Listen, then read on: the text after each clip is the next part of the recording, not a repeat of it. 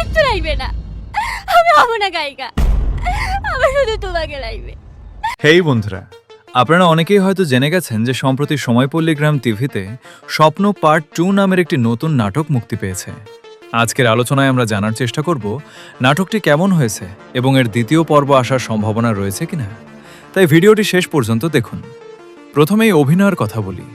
নাটকটিতে পল্লীগ্রাম টিভির পরিচিত ও জনপ্রিয় মুখগুলোর পাশাপাশি প্রধান চরিত্রের নায়ক নায়িকার অভিনয়ও ছিল বেশ প্রশংসনীয়।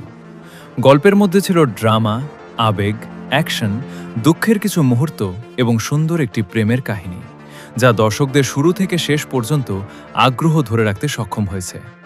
এবার আসি সবচেয়ে গুরুত্বপূর্ণ বিষয়, নাটকটির দ্বিতীয় পর্ব আসবে কিনা। নাটকের শেষের সমাপ্তি দেখে অনেকটাই মনে হচ্ছে যে গল্পটি এখানেই শেষ হয়নি এবং দ্বিতীয় পর্বের জন্য একটি ইঙ্গিত রেখে দেওয়া হয়েছে।